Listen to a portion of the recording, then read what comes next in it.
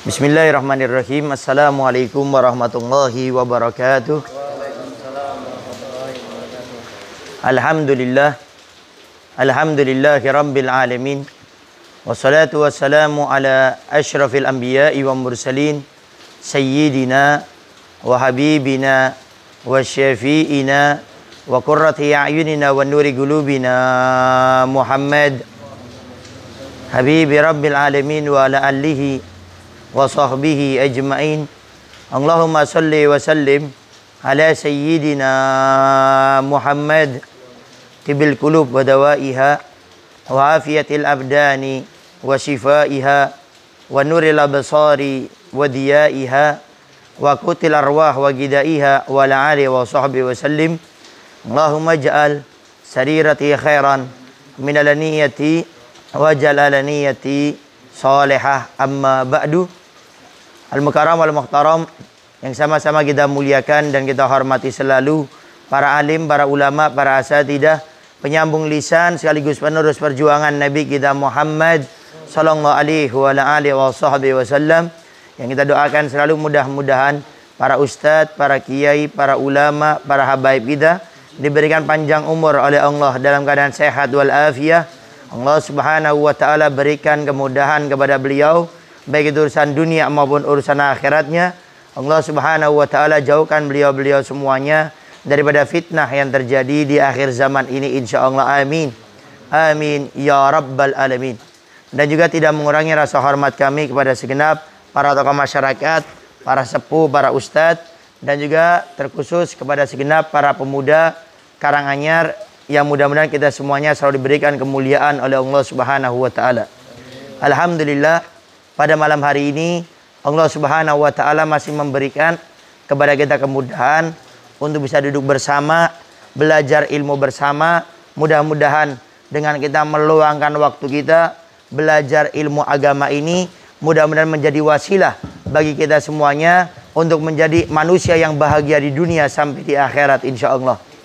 Karena syarat orang itu apabila akan diberikan kenikmatan oleh Allah Subhanahu wa taala, syaratnya dia ini harus beribadah kepada Allah. Sedangkan orang kalau mau ibadah tapi tidak tahu cara beribadah yang benar, maka ibadahnya tidak akan diterima oleh Allah Subhanahu wa taala. Untuk mendapatkan kebenaran daripada ibadah kita, maka cara yang harus kita lakukan ini adalah belajar ilmu agama. Berapa kali Al-Faqih selalu mengulangi bahwasannya paling banyak orang masuk neraka itu bukan mereka yang bermaksiat kepada Allah. Faktor utamanya juga bukan orang yang meninggalkan kewajiban. Tapi faktor utama paling banyaknya orang masuk neraka itu karena mereka tidak belajar ilmu agama. Oleh karenanya alhamdulillah, apalagi kita sebagai para pemuda khususnya masih diberikan petunjuk oleh Allah untuk bisa meluangkan waktu sama-sama belajar ilmu agama dengan sesi tanya jawab yang insya Allah setiap malam Sabtu di acara Ngopi Santuy ini kita ada ngobrol santai tanya jawab seputar agama. Maka mudah-mudahan acara ini terus Allah istiqomahkan, Allah langgengkan, dan kita yang hadir di tempat ini pun selalu diberikan istiqomah oleh Allah sampai kita meninggal dunia, anak cucu kita mudah-mudahan bisa menikmati daripada Ngopi Santuy ini, insyaallah. Amin. Amin ya rabbal alamin. Di sini seperti biasa, sebelum kita masuk sesi tanya jawab, ada tema yang sudah sama-sama kita ketahui, yang sudah di-share sehari sebelum ini, yaitu kita akan membahas tentang tema anak muda. Apakah boleh seorang laki-laki atau perempuan menchat atau ngobrol dengan lawan jenisnya? Karena ini kadang-kadang ada di antara sebagian orang itu meremehkan. Jadi hubungan lewat chat media sosial, mau itu WhatsApp, mau itu BBM, mau itu Instagram atau WA, macam-macamnya, atau ketemu langsung tidak pakai media sosial. Itu sebetulnya boleh atau tidak? Kalaupun boleh, ada tidak batasannya atau sama sekali tidak diperbolehkan? Di sini yang perlu kita pahami, Allah Subhanahu wa taala sudah menyindir kepada kita tentang bahayanya lawan jenis kita namanya perempuan. Saking bahayanya ini perempuan, Allah Subhanahu wa taala sampai berfirman dalam Al-Qur'an, ini Allah yang menyatakan ya. Gangguannya syaitan itu Allah katakan dhaif, lemah, tidak begitu besar. Padahal kita tahu iblis, syaitan ini sudah berjanji kepada Allah akan menyesatkan kita semuanya sampai kita jadi temannya di neraka. Jadi ini musuh yang betul-betul luar biasa. Sampai syaitan itu kalau ganggu kita, mengajak kita meninggalkan yang wajib, tidak bisa. Dia ajak kita melakukan yang haram. Tidak bisa, bagaimana kita ini tidak beramal soleh. Tidak bisa, bagaimana kita beramal soleh tapi pahalanya tidak ada. Intinya syaitan akan 1001 cara berusaha bagaimana kita ini menjadi temannya dia di nerakanya Allah Subhanahu wa taala. Ternyata kata Allah, syaitan ini, iblis ini gangguannya masih kecil, lemah, enteng, ringan kata Allah. Ternyata ada yang gangguannya lebih dahsyat, lebih besar. Siapa itu? Dikatakan mereka adalah perempuan. Allah katakan gangguan perempuan azim, besar, sangat dahsyat, luar biasa. Sehingga di sini kita harus betul-betul memahami bahwasanya perempuan ini gangguannya besar. Maka jangan ngenteng. Ini rambu-rambunya dulu nih. Sebelum kita membahas tentang batasan chat atau berbicara dengan lawan jenis, itu batasannya apa saja. Cuma warningnya yang perlu Al-Bagir sampaikan, perempuan ini gangguannya besar. Ini Allah yang menyatakan.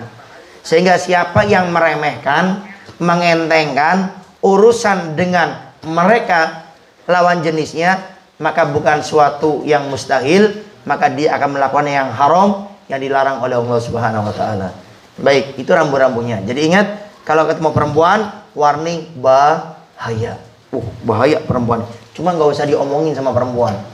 Maaf, jauh-jauh. Kenapa? Bahaya perempuan. Gangguannya besar, lebih parah daripada setan kamu. Jangan gitu. Tapi ini warning di hati kita. Ini kita akan menghadapi seorang perempuan yang Allah katakan gangguannya ini azim, besar, bukan yang kecil. Baik. Sekarang apakah diperbolehkan seorang laki-laki dan perempuan yang bukan mahramnya itu chatting atau ada batasannya? Yang pertama, tentu diperbolehkan. Laki-laki perempuan chattingan, WhatsAppan, boleh. Tapi ada batasan-batasannya, ada rambu-rambunya. Yang pertama, diperbolehkan laki-laki perempuan yang bukan mahramnya dia chattingan dengan syarat yang pertama ada hajat, ada keperluan. Selama ada hajat, ada keperluan, tidak menjadi masalah, boleh. Kalau bahasa Sundanya ente naon-naon. Ini bahasa Sunda kayaknya yang saya agak seneng nih, selalu disebut. Tidak menjadi masalah, is okay, no problem. Itu bahasa Pemalangnya itu. Jadi nggak ada masalah kalau ada hajat, keperluan. Tapi ingat, di sini ulama ngasih batasan. Artinya ada keperluan, hajat itu gimana maksudnya? Yang diperbolehkan dalam agama. Yang mau nggak mau harus. Contoh, kita ada urusan untuk menanya kepada dia tentang sesuatu yang tidak ada yang bisa jawab kecuali dia. Tanyakan apa-apa. Atau ini juga kita bahas chatting dengan ketemu secara langsung. Boleh, tidak menjadi masalah ngobrol kalau ada hajat. Contoh, jual beli. Kalau kita jual beli kan nggak mungkin yang datang perempuan. Astagfirullahaladzim. Kata Habib Novel kemarin di kajian ngopi, perempuan ini bahaya, sehingga jangan dilihat. Maaf mbak, beli apa? Ini beli ini. Oh ya, berapa ini? 10.000. Oh ya, bawa. Pas dilihat semua barangnya hilang. Kenapa? Karena nggak lihat. Sehingga kalau ada hajat, chattingan atau ngelihat secara langsung itu diperbolehkan, tapi dengan kadar hajatnya. Chattingan, nanya apa contohnya? Nanya, ini kita antar katanya mau belajar kelompok di rumah kamu, bener nggak? Oh ya bener, ntar belajar kelompoknya di rumah saya. Udah, itu aja. Bisa enggak kira-kira ada gorengannya sama susunya? Oh ya terus macam-macam. Nah, di dalam kelebih itu, di luar hajat itu tidak diperbolehkan. Ya. Kemudian yang kedua, setelah kita mengetahui ada hajat diperbolehkan dengan kadar hajatnya, yang kedua adalah tidak boleh kita ini di dalam nyata ya, nggak boleh suaranya didayuh-dayuhkan. Bahasanya dayu-dayu kayak itu. Ya aneh-aneh lah bahasanya. Pura-pura sok ganjen, sok imut. Kalau laki-laki jarang ada yang imut-imut. Kalau ada pakai suruh pakai kerudung gitu. Ini perempuan biasanya nih, diganjen-ganjenkan. Enggak ada. Enggak boleh. Jadi ngomong biasa. Ya. Dan ingat loh ya. Jangan merasa rugi. Aduh Beb, kalau enggak kita diganjen-ganjenin suara kita laki-laki, ntar perempuannya enggak seneng. Ingat, mutiara itu hanya akan dibeli oleh orang-orang yang punya uang. Artinya yang kaya. Jadi kalau kita jadi laki-laki murahan di depan perempuan murahan, ya entar kalau nikah dapat perempuan murahan. Sehingga jangan khawatir, aduh Beb, entar saya kalau nikah gimana kalau saya di depan perempuan saya biasa-biasa saja, saya nggak pasang gaya, rambutnya di TikTok apa kemarin, nggak dikelimis-kelimis, di aneh-aneh. Kalau saya depan dia, saya nggak memainkan suara saya, nada saya. Ingat, laki-laki yang baik akan dipasangkan dengan perempuan yang baik. Tapi yang kita khawatirkan, kalau kitanya ini kurang baik, ya dapat istrinya yang kurang baik. Apalagi kitanya nggak baik. Maka jangan salahkan, dapat istri yang tidak baik. Jadi tidak usah khawatir. Kalau kita ini, apa bahasanya, jual mahal di hadapan laki-laki, Masya Allah.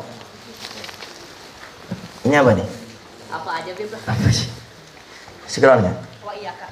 Jadi kalau seandainya kita ini jual mahal di hadapan laki-laki, di hadapan perempuan, cuek, itu paling bagus. Dan kalau ditanya sifat perempuan yang paling baik itu apa? Cuek sama laki-laki. Yang perempuan nih, di telepon, Assalamualaikum, Waalaikumsalam. Siapa nih? Ini. Ada perlu apa? Ini. Sudah selesai? Iya selesai. Assalamualaikum. Langsung dimatiin. Ini perempuan yang bagus. Di hadapan laki-laki yang cuek. Apalagi sudah menikah, wah harus super cuek lagi dia ini. Ya, jadi jangan akhirnya kita ini waktu berbicara nadanya itu didayu-dayukan. Itu tidak diperbolehkan, khususnya yang perempuan.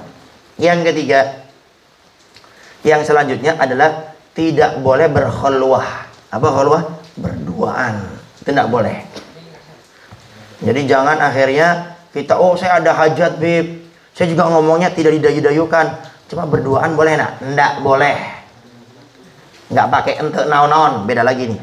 Tidak boleh. Apa sudah? Kalau tidak boleh apa? Ente menang. Hah? Ente menang. Ya itulah. Pokoknya tidak boleh. Dalam agama kita, di dalam syariat Nabi Muhammad SAW itu dibahas bagaimana hukumnya kalau seorang laki-laki sholat sendiri, makmumnya perempuan cuma satu orang. Bicara fikih sah sholatnya, tapi bicara keharuman hukumnya haram. Kenapa? Khulwah nggak boleh. Ini sholat loh ya, ibadah. Fikihnya sah, tapi hukumnya tetap haram. Kenapa? Itu khulwah nggak boleh. Contoh, seorang guru ngaji laki-laki yang diajar cuma satu perempuan, nggak boleh, nggak usah. Kecuali perempuan itu harus nyari perempuan yang lainnya. Bahkan sebagian ulama mengatakan ustadznya satu, perempuannya dua, tetap nggak boleh. Namanya khulwah juga. Jadi khulwah itu bukan cuma laki-lakinya satu, perempuannya satu, tapi kata sebagian para ulama, perempuannya dua juga khulwah. Kenapa? Takutnya dia ini janjian, punya rencana busuk, dia nggak ketangguhan, panggil temannya. Dan temannya suruh jadi obat nyamuk. Nah, dianya ngobrol. Nah, sehingga para ulama tetap melarang, tidak diperbolehkan. Jadi minimal 3 orang perempuan, laki-lakinya satu, ente naon-naon. Tidak jadi masalah. Memang. Nah, kemudian yang keempat, yang terakhir, syarat diperbolehkannya chatting atau berbicara dengan yang bukan mahramnya itu, di samping khulwah, kemudian yang terakhir adalah tidak boleh langsung melihat wajahnya. Ini agak berat. Tapi kalau seandainya ada hajat, boleh. Kayak tadi, antum jualan, nggak dilihat, nunduk, setelah ngelihat barangnya hilang semuanya. Jadi sekedar hajatnya saja. Jangan dari awal sampai akhir dilihat aja. Dia sudah pergi, dilihat, curi-curi pandang. Maka kalau ada hajat, melihat tidak menjadi masalah. Dan saya ingatkan, inti dari semuanya, dari yang kita bahas tadi, intinya itu kalau kita jadi laki-laki yang mulia, artinya kita ini tidak mau melakukan sesuatu yang haram, tidak mau berbicara ganjen dengan perempuan, entah perempuan yang baik akan mendatangi kita, gak usah khawatir. Tapi kalau kitanya jual murah, kumpul sama semua perempuan, sama ini ngobrol, entar ujung-ujungnya kita nikah pun ditakutkan dapat perempuan yang modelnya kayak kita juga. Kan kita ini pengen dapat perempuan, istri yang soleha, pengen dapat istri setelah kita menikah, dia yang bisa ngurus kita, kita sakit dia siap untuk ngurus kita. Itu yang kita cari, yang agamanya baik. Sehingga jangan khawatir. Saat ini kita jual mahal dengan seorang perempuan, nggak mau ngobrol kecuali ada hajatnya saja. Insya Allah, Allah sudah janji yang baik akan Allah pasangkan dengan yang baik. Yang kita khawatirkan kalau kita tidak baik saat ini, menjadi jomblo yang kurang baik, jomblowati yang kurang baik, ntar Allah akan kirimkan pasangan yang tidak baik juga. Tapi mudah-mudahan yang jomblo semuanya menjadi jomblo yang baik, dan Allah kirimkan jomblowati yang baik untuk mendapatkan rumah tangga yang sakinah wa warahmah. Amin ya rabbal alamin. Baik, mungkin itu saja yang bisa Al-Fakir sampaikan di mukadimah judul tema yang kita bahas. Adapun saat ini sekarang kita masuk kepada ngopi santuy, tanya jawab santai, dan pertanyaannya bebas. Tidak mesti harus seputar tadi. Kalau mau yang tadi boleh, tapi di luar itu tidak menjadi masalah. Ente naon-naon. Nah, fadhal wallahu a'lam bishawab.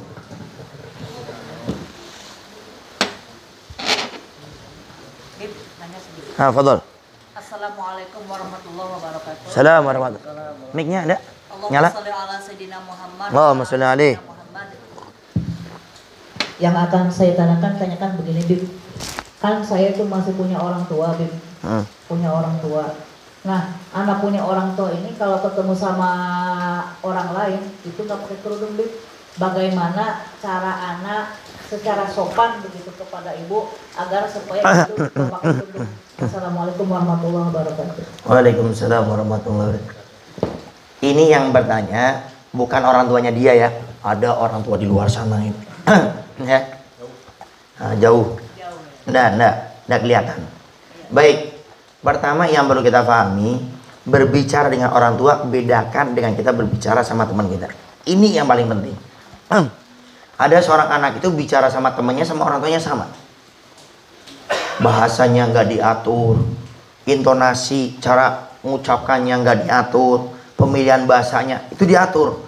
Karena siapa orang memuliakan orang tuanya di dunia, Allah akan muliakan dia di dunia sampai di akhirat. Siapa menjadikan orang tuanya raja di dunia, Allah jadikan dia raja dunia sampai di akhirat. Kita ambil contoh Imam Hussein, anaknya Imam Ali. Imam Hussein ini diceritakan setiap makan sama Sayyidah Fatimah, ibunda beliau, itu setiap makan nggak mau ngambil duluan. Makan ini dan nasi lauk-lauknya itu beliau nggak pernah mau ngambil duluan, sehingga dicermati oleh beberapa sahabat Nabi. Akhirnya ditanya, ya Imam Hussein, kami berarti engkau ini kalau makan sama ibunda antum Sayyidah Fatimah, kenapa tidak pernah mau ngambil lauk duluan? Kata beliau apa? Aku ngambil lauknya entar. Kalau ibu saya sudah mulai makan, baru saya ngambil lauknya. Kenapa? Wahai Imam Hussein, saya takut waktu saya akan ngambil lauk, ibu saya ternyata pengen ngambil lauk tersebut dan lauknya habis. Sehingga saya tunggu sampai saya punya ibunda sudah mulai makan, baru saya mulai mengambil lauk. Ini adab akhlak yang harus kita jaga. Dan ingat ya, kalau kita memuliakan orang tua kita, Allah memuliakan kita dunia sampai di akhirat. Imam Uwais Al-Ghirani, kenapa sampai dapat salam dari Nabi, diperintah sahabat Umar, sahabat Ali untuk minta doa? Karena memuliakan orang tuanya, khususnya ibundanya pada saat itu. Sehingga muliakan. Dan jangan dibedakan ayah sama ibu kita. Semuanya punya keutamaan masing-masing. Ada kadang seorang anak itu sama ibunya luar biasa, sama ayahnya kurang ajar. Ini masuk neraka ini anak pasti. Jadi jangan sampai kita sama ibu suka ngalem, manja, sama ayah kadang-kadang agak-agak. Ingat loh ya, kita sekolah ayah kita yang mencari nafkah. Kita butuh apa-apa ayah kita semuanya. Rumah apa semuanya, hampir rata-rata ayah kita. Sehingga jangan sampai gara-gara kita mendengar keutamaan seorang ibu yang Nabi jelaskan umuka, kemudian abuka cuma sekali, kemudian kita remehkan ayah kita. Tidak, muliakan keduanya. Baik, kemudian kalau sudah tahu itu, maka tentunya sama orang lain saja yang tidak baik kita diperintahkan memberikan nasihat, saran sama mereka. Apalagi orang tua kita, ya harus lebih lagi. Tinggal sekarang diatur. Kalau kita mengingatkan tidak bisa, atau ini agak sensitif permasalahannya, jangan dipaksa. Lalu bagaimana Ustadz Habib, saya diamkan? Oh jangan, itu orang tuamu. Apa nggak pingin sama orang tua bareng-bareng di surganya Allah Subhanahu Wa Taala? Ya tentunya pasti mau. Sehingga waktu orang tua kita kurang baik, tidak menjalankan syariat, wajib kita ingatkan. Kalau kita nggak bisa, cari orang ketiga yang beliau segani, punya ilmu agama, bisa nutup aibnya untuk mengingatkan. Jangan putus asa. Buktikan kita cinta sama orang tua kita, kita tidak rela, tidak ridho kalau orang tua kita ini tidak baik, hubungan kepada Allah ataupun hubungan kepada manusia. Cari orang ketiga tersebut, segani, punya ilmu agama, bisa nutup aib.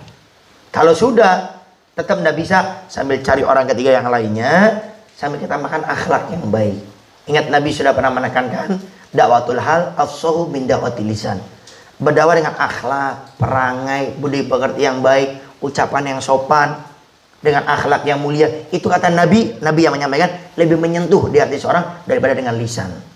Artinya dengan lidah kita sudah mengajak, jangan putus asa dengan kita punya akhlak. Contoh nih Al-Fagir, saya pribadi, saya tinggal di Pemalang, Jawa Tengah. Saya pulang setahun sekali. Pada bulan Maulid bisa pulang, cuma Al-Fagir saya milih setahun sekali karena dulu masalah biaya tentunya, sehingga pulang setahun sekali. Ala kulli hal, di depan rumah Al-Fagir ini tempat nongkrong, tempat ngopi, orang main gitar, main gaple, semuanya sudah. Sehingga Al-Fagir, saya waktu awal-awal mondok, saya rindu. Itu teman-teman kecil saya. Sehingga saya rindu, dan inilah hakikat orang muslim, harus rindu orang berbuat kebaikan sebagaimana kita senang berbuat kebaikan. Kata Nabi, la yu'minu ahadukum hatta yuhibba li akhihi ma yuhibbu li nafsi. Tidak sempurna iman kalian, kata Nabi, sampai kalian mencintai orang lain sebagaimana engkau mencintai diri kamu sendiri. Kamu suka sholat, ada temanmu nggak suka sholat, kamu harus merindukan dia biar bisa sholat. Sehingga kalau kita sudah berusaha cari orang ketiga, tambahkan akhlak yang baik. Dan Al-Fagir, saya waktu itu memulainya, saya paham ini orang sudah nggak ketemu saya setahun, sehingga nggak bisa saya datang tiba-tiba, wahai saudara saya, bertakwalah kepada Allah. Kalau kamu mati main gaple, ntar gimana kamu di kuburan, dipentung sama malaikat muka nakir, belum lagi ntar ketemu di neraka ini. Tidak mungkin. Gelasnya melayang kepala saya ntar. Nah, sehingga kita ngajak sholat itu, waktu itu Al-Fagir ini pelajaran saja, saya nggak ngajak ayo sholat, enggak. Pertama kali yang Al-Fagir tekankan, saya nongkrong sama mereka. Ini kalau sifatnya orang lain, nongkrong bareng sama mereka, duduk ngeriung. Nah, setelah masa waktu duhur, ini biasanya saya minta izin, pulang duluan ya, permisi mau sholat dulu. Saya nggak ngajak. Pemberitahuan hari pertama, hari kedua, hari ketiga, hari keempat baru. Tatkala saya rasa, tergantung hari ketiga, hari ketujuh, saya rasa dia hatinya sudah enjoy sama saya, baru permisi saya sholat dulu.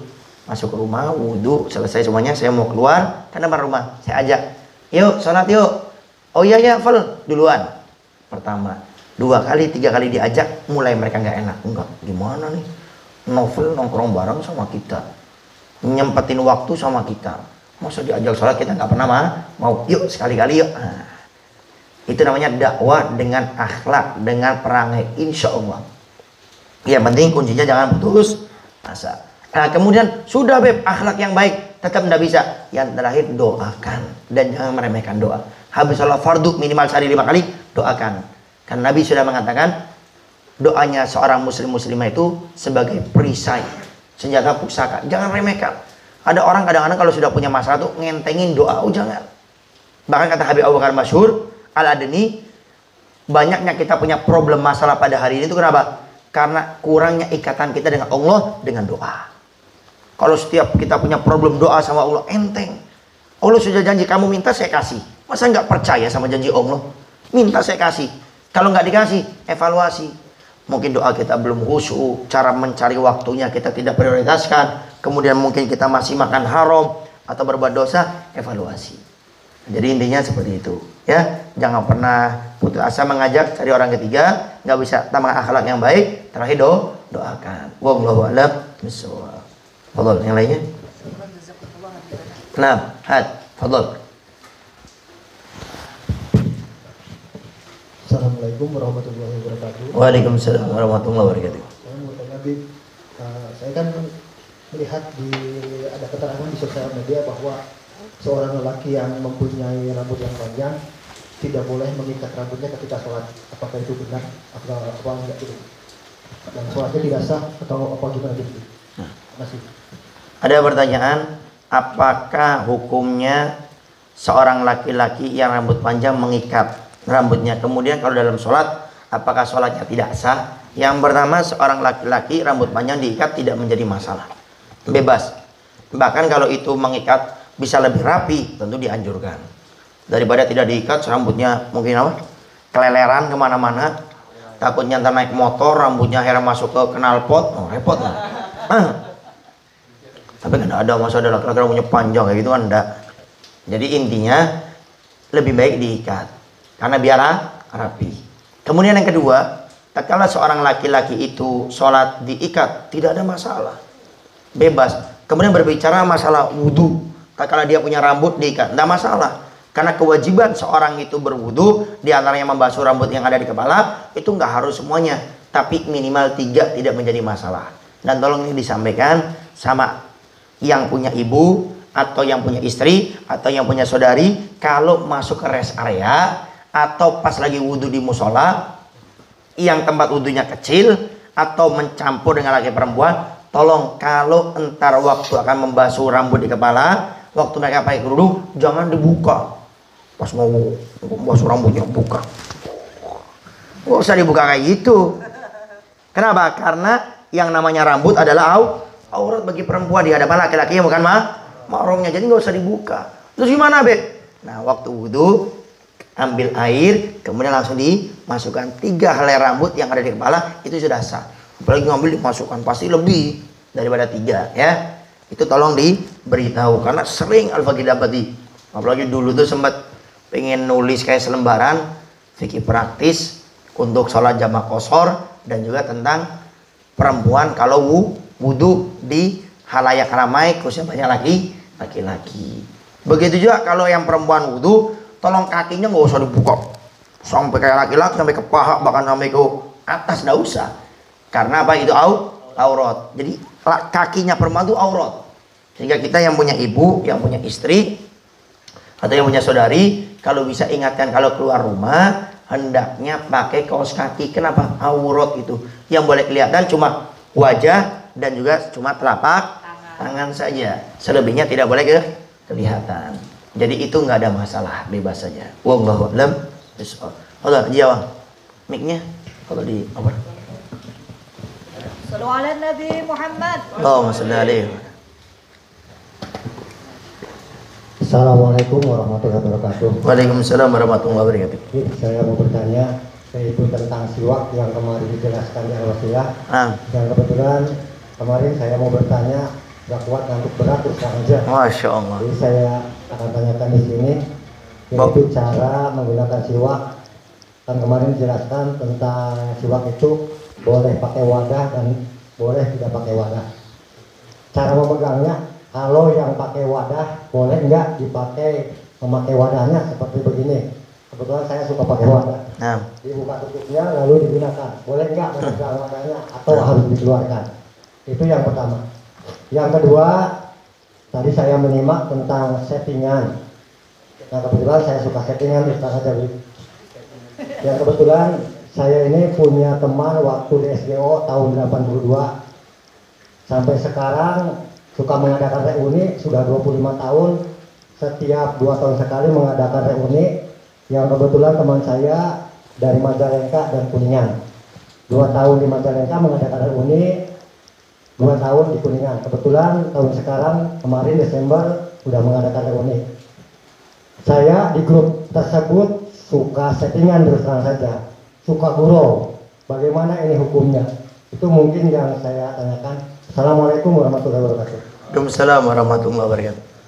Sebelum dijawab, Haji Awang kalau ke majelis bawa kopi boleh, ente naon-naon Pak Haji. Ya, bawa kopi enggak apa-apa. Ya. Tapi ini dikembalikan kepada Al-Faqih ya. Kalau di majelis taklim yang lain, ya pikir-pikirlah. Karena kadang ada yang agak sensitif. Ya. Tapi kalau majelis umum ya nggak ada masalah, yang penting fokus lah. Baik, yang pertama berkaitan masalah siwak. Siwak itu yang penting tatkala kita akan memakainya, caranya seperti itu. Sehingga memang tidak masih harus dikeluarkan. Jadi bebas. Kita pakai siwak secara langsung atau pakai tempatnya, itu tidak menjadi masalah. Yang penting tatkala akan memakai siwak baik itu yang langsung atau yang tidak langsung, artinya pakai tempat, maka tidak menjadi masalah. Bebas itu. Karena namanya memakai, tidak dikatakan memakai megang kayunya, enggak. Jadi memakai. Kemudian yang kedua, bagaimana hukumnya bergurau dengan lawan jenis? Kembali lagi, kalau ada hajat diperbolehkan. Tapi kalau tidak ada hajat, ya hendaknya jangan. Tapi kayaknya enggak bisa, ya dikit-dikit dikurangin lah. Gitu. Karena yang namanya orang itu melakukan kesalahan, ya bakal tetap dicatat sama malaikat. Apa? Atid, ya tetap kesalahan. Dan tetap di amal kitab-kitab tetap kesalahan. Yang lebih bahaya lagi, naudzubillah, kalau kita ngentengin dosa. Kemarin sudah kita bahas, termasuk orang yang bakal meninggalnya su'ul khotimah, naudzubillah, yang ihtikar bil maksiyah, ngentengin dosa. Sehingga kalau bisa kita rubah, obrolan tetap jalan, tetap asik, tetap enak, tinggal kita buat islami. Nggak mesti kita harus mungkin bermaksiat untuk nyenengin orang. Ini yang perlu kita garis bawahi ya.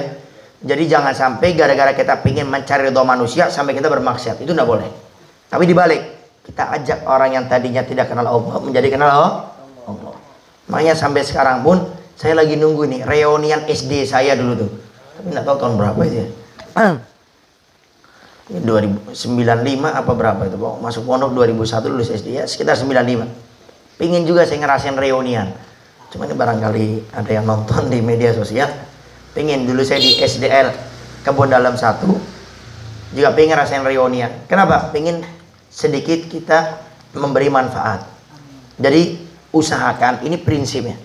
Sebetulnya bukan prinsip Al-Faqir, ini prinsip dari Nabi. Nabi sedangkan khairun nas anfa'ul linnas. Sebaik-baik manusia yang paling banyak memberi manfaat kepada orang lain. Dan kalau bisa jadi prinsip. Makanya Al-Faqir pribadi pun setiap dimanapun kita harus memberi manfaat sama orang lain. Ini harga mati sudah. Memberi manfaat, ingat ya, tidak mesti harus pakai fulus, tidak mesti harus pakai duit. Antum senyum sama orang, itu orang udah ngasih manfaat luar biasa. Ternyata sambil senyum, duit ada sambil ngeluarin duit, ya bebas. Ya, sehingga kalau bisa dimanapun kita tinggal memberi manfaat. Apalagi sebaik-baik manfaat adalah memberikan ilmu agama, pemahaman akan kebaikan. Wallahu a'lam bishawab. Fadhal lagi.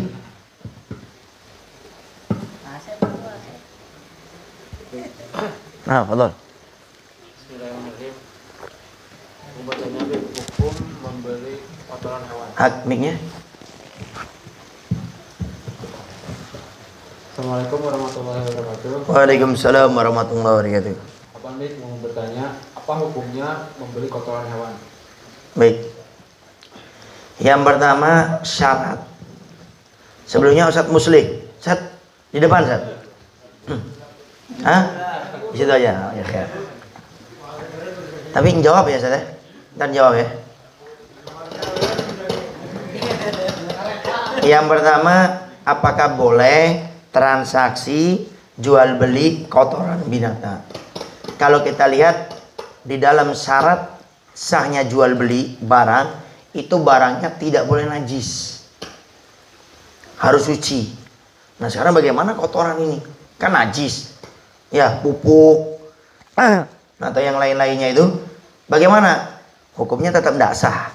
Nah untuk menjadi sah kata para ulama, bahasanya itu bukan membeli, tapi nakluliyat. Jadi memindahkan ke pemilikan.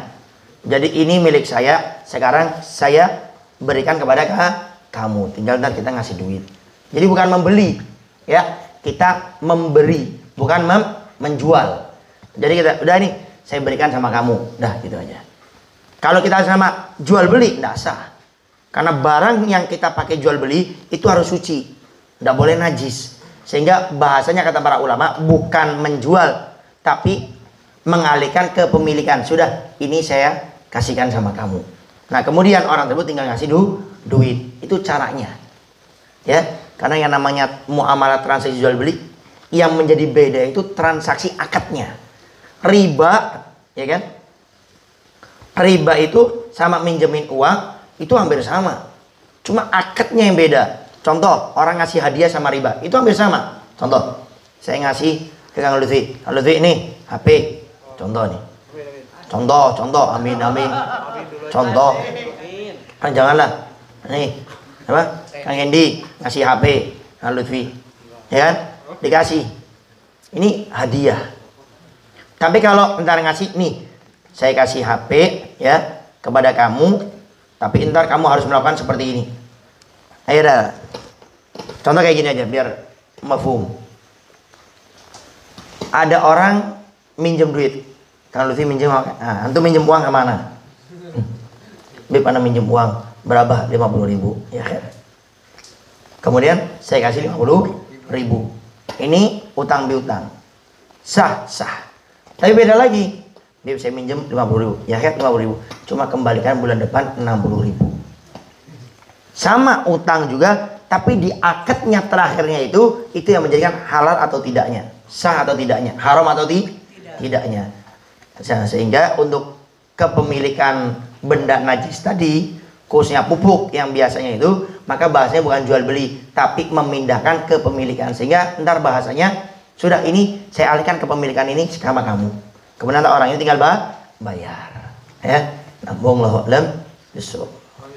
Tadi masalah transaksi kan, untuk masalah tadi transaksi kan, yang si A tuh 50.000, tapi nanti dikembalikannya 10.000. Tapi misalnya gini, nih 50.000 dan ini tambahnya 10.000, itu termasuk riba atau bukan?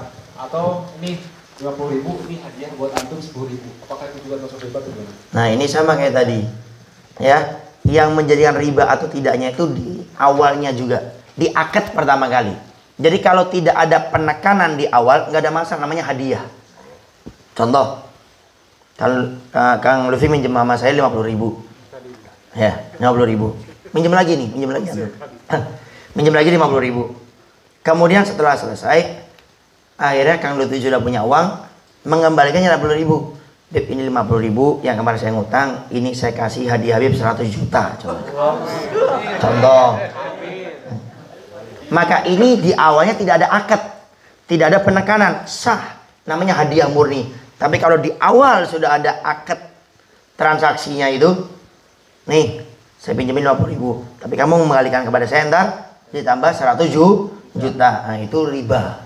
Karena riba itu orang yang meminjamkan meminta lebih dari pengembaliannya. Jadi intinya kalau di awalnya tidak ada akad transaksi yang mengatakan mengembalikan harus lebih, maka itu diperbolehkan, itu namanya hadiah. Tapi kalau yang riba itu di awalnya sudah ada transaksinya, sudah ada penekanannya, kamu kembalikan sekian. Tapi kalau nggak ada, tiba-tiba ngasihkan uang 50.000, kemudian beliau ngasih anak 1 juta, itu namanya hadiah. Itu yang diperbolehkan. Wallahu a'lam bishawab. Baik, fadhil yang lain. Kang Sule, mana ya? Oh, belum. Mic-nya kasihan. Aku tanya, Bi. Nah, Apa perbedaannya syahwat dan hawa nafsu? Terus bagaimana cara kita untuk mengendalikannya? Terima kasih.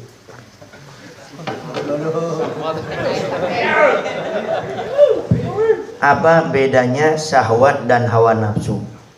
Sebetulnya itu hampir sama kayak apa bedanya iblis sama syaitan gitu.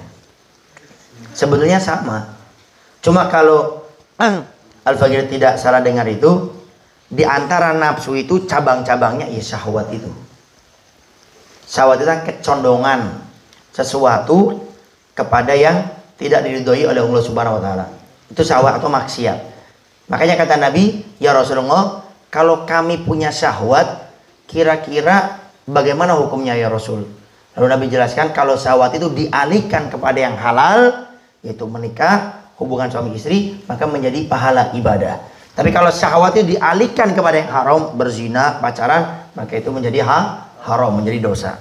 Sehingga tentang syahwat tadi, jadi nafsu itu kita bisa ibaratkan itu adalah kepalanya, induknya.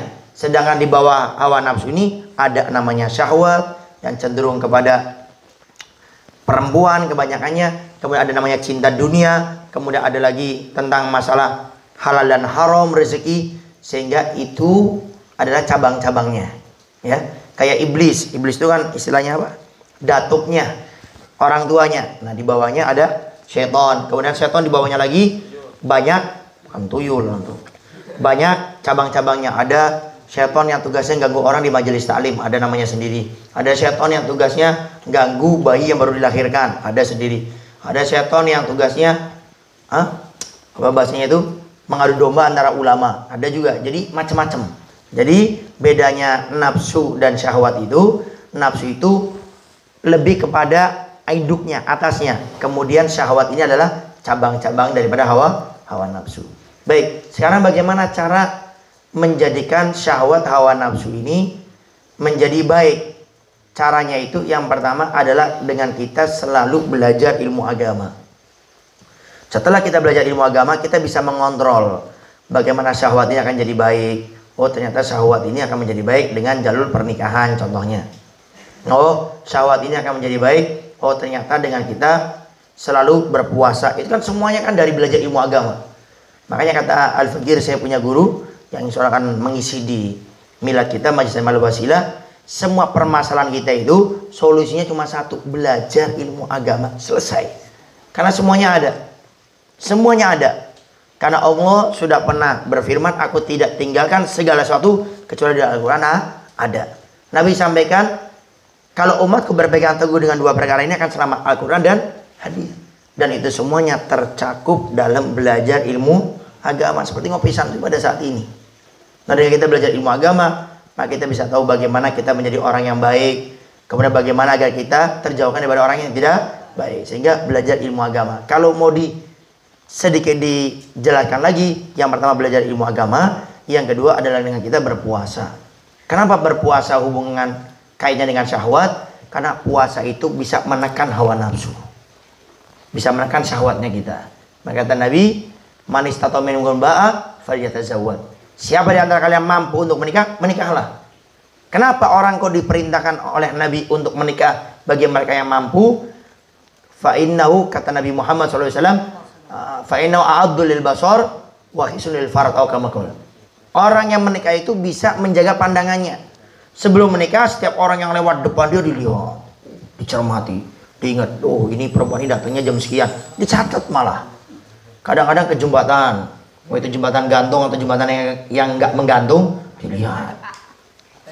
Tapi setelah menikah, kita sudah punya istri, maaf, kita juga bisa berhubungan pastinya dengannya, sehingga bisa terkurangi. Kita punya pandangan mata. Makanya kata Nabi, kalau engkau melihat seorang perempuan, jangan engkau biarkan matamu melihat kepadanya. Pulanglah ke rumah, engkau lampiaskan dengan yang halal.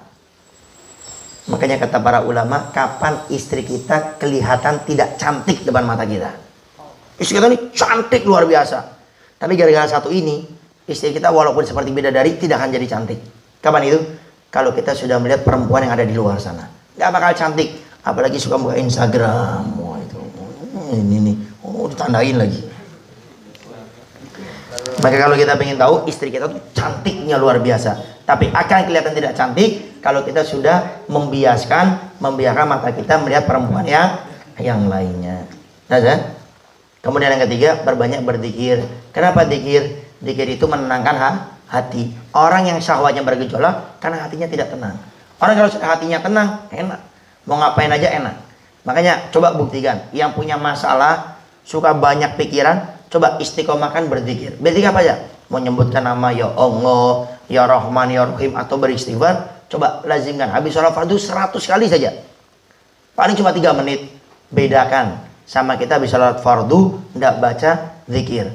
Pasti berbeda. Karena Allah sudah janji, orang yang berzikir hatinya akan tenang, kata Allah. Nama? Wallahu a'lam bishawab. Enggak.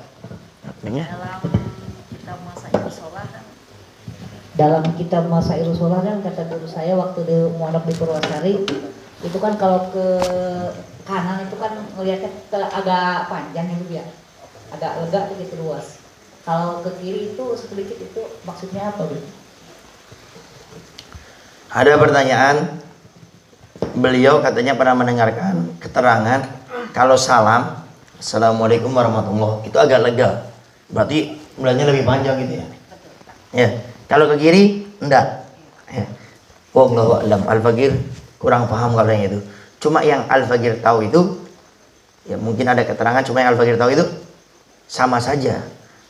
Jadi kita ke kanan, ke kiri sama saja. Tapi mungkin ada keterangan yang Al-Faqir belum baca ya. Cuma intinya kalau kita salam itu, kita disunahkan di hati kita mengucapkan salam kepada seluruh manusia dan jin yang ada di sebelah kanan, atau bahasanya di arah barat lah. Itu disunahkan. Pas kita salam ke arah kiri, kita disunahkan meniatkan juga mengucapkan salam kepada manusia dan jin yang ada di sebelah kiri, atau gampangannya di arah di timur sana. Itu yang Al-Faqir tahu seperti itu. Tapi boleh kita coba dicari keterangannya sama anak. Nah, wallahu a'lam bishawab. Ayo, fadhil mic-nya, silakan. Ustaz Muslim.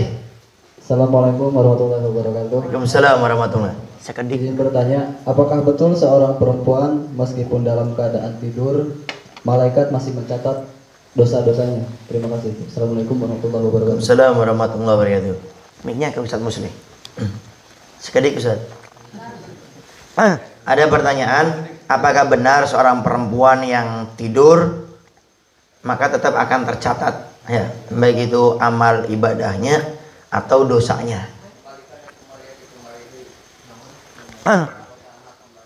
Apakah betul seorang perempuan meskipun dalam keadaan tidur malaikat masih mencatat dosanya? Dosa.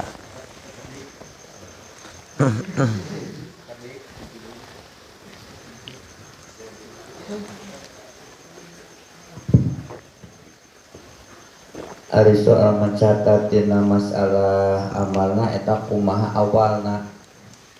Lamun awalna urang geus netipkeun misalna nya jajampean gitu nya, istilah mana kitu ngadoa.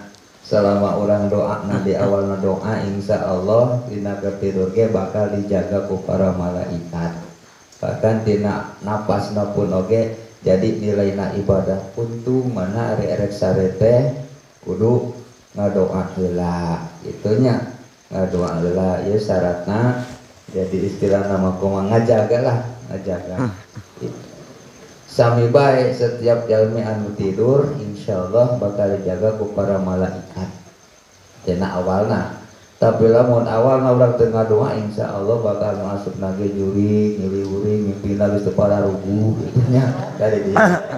Bade ieu syariatna Islam maka dianjurkeun ku Nabi gitunya. Jadi erek sare, erek naon bae gitunya. Jadi jangan lupa mengucapkan karena asma-asma Allah. Itulah naon baik itunya. Pemuda itu mengurus pala itu tuh doa mah itunya. Erek palakna rek binasna ditarampul kan. Oh bala mun sakitu. Mangga teraskeun. Nah, jadi menambahkan dari Ustaz Musli tadi, jadi memang tergantung sebelum kita tidur itu. Jadi ada istilah amal jariyah, ada dosa jariyah. Kalau amal jariyah itu amal yang tidak akan terputus sampai kapanpun. Walaupun kita sudah meninggal dunia tidak akan terputus. Dan amal jariyah banyak. Di antaranya itu adalah sedekah kita kepada masjid, musola, kemudian kegiatan-kegiatan keagamaan yang berbentuk, atau kita memberikan harta kita kepada seorang yang terus dipakai, yang karena harta kita ini orang ini bisa beribadah melakukan kebaikan, maka terus akan selalu mengalir kepada kita. Begitu juga kebalikannya, kalau sebelum tidur kita melakukan sesuatu yang dilarang dalam agama. Contoh seorang perempuan tatkala dia mengupload wajahnya di media sosial, itu kan dilarang, tidak diperbolehkan, karena perempuan diperintahkan untuk menyembunyikan daripada semua apa yang Allah berikan kepadanya dari tubuhnya. Nah, tatkala dia mengupload wajahnya di media sosial, itu dosanya update 24 jam di hadapan Allah Subhanahu wa taala. Dan ini yang betul-betul harus sering kita sampaikan. Maka Al-Faqir kalau pas mengisi di beberapa tempat yang kadang-kadang mengarah ke sana, pasti Al-Faqir bahas. Bayangkan kita berbuat pahala belum tentu 24 jam. Ini dosa 24 jam. Mimpi Nabi Muhammad SAW tidak bisa jadi dalil. Dalam akidah kita Ahlussunnah wal Jamaah nggak bisa jadi dalil. Contoh, ada Kang Sadul mimpi Rasulullah. Dalam mimpi Nabi, Kang Sadul ini bilang dalam mimpinya, contoh, menunjukkan kepada suatu, kamu pakai ini obati semua orang yang sakit pakai ini. Kemudian beliau bangun, semua orang yang sakit disuruh ke rumahnya ngobatin pakai itu. Wajib pakai ini karena saya mimpi Nabi, Nabi perintah saya seperti ini. Nggak boleh, nggak bisa. Kenapa? Karena mimpi Nabi tidak bisa jadi tapi untuk keutamaan amal pribadi atau mengajak orang lain boleh, tapi jangan dipaksa. Jelas ya? Ini kaidah mimpi Nabi.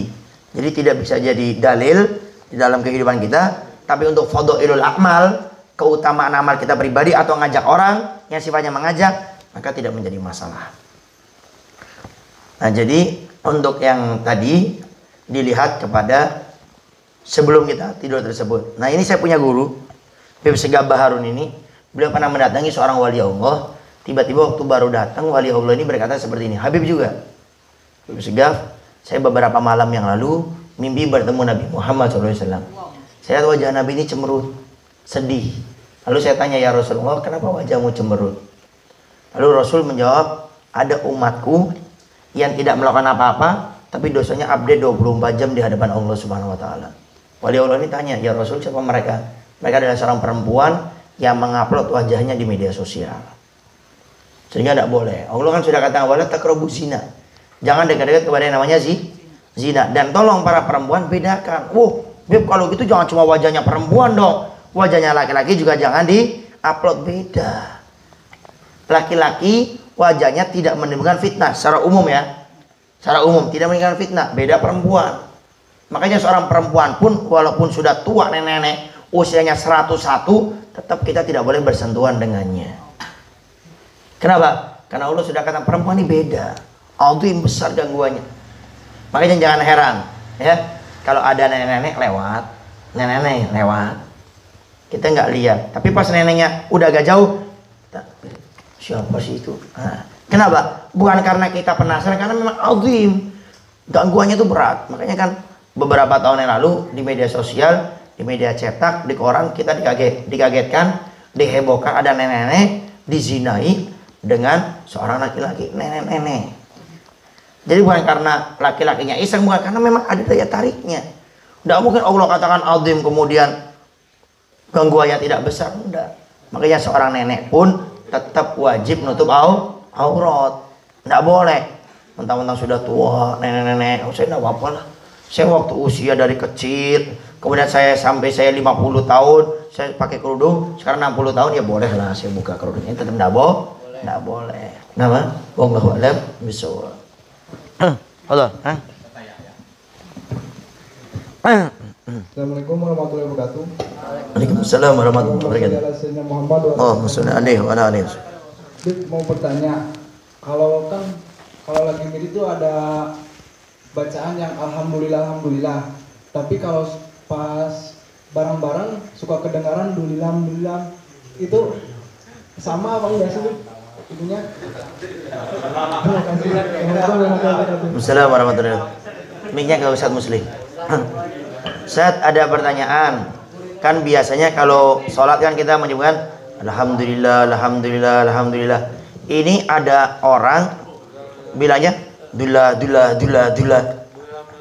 Alhamdulillah. Pokoknya tidak mengucap alhamdulillah. Apakah itu termasuk mendapatkan pahala dengan ucapan tersebut atau tidak? Gitu ya? Nah, fadhol. Jadi syarat kieunya. Jadi segala perkara orang dina laksanakeun taat nyaeta hiji orang kudu gaduh ilmuna ulah sampai anu tuturut munding. Artina turut munding mah nya istilah nama kuno jahat nuturkeun, kuno salah nuturkeun, kuno benar dinuturkeun. Jadi cek. Oh, masalah ya. Cek. Nah. Halo. Jadi pondasina nya orang kudu apal gitu. Kok kunaon basaan alhamdulillah saking ku gancang-gancangna nyaeta cenah ucapan dulillah tanaon. Dulillah sapopoe oge sapeputing we moal menang ganjaran. Bahkan eta seolah-olah orang sadayana ngahinakeun karena ayat-ayat Allah. Jadi intina kumaha nya urang teh hiji naroskeun heula kanu apa naon sila pada geuning dulilah tong boro-boro tina dulilah tina Allahu Akbar ge jadi barok. Allahu Akbar saking gur gancang-gancangna teu apal gitunya. Kira ku urang umat Islam kana lapor Allahu Akbar teu apal jadi saking gua gancangna barlok tadi itunya. Itu.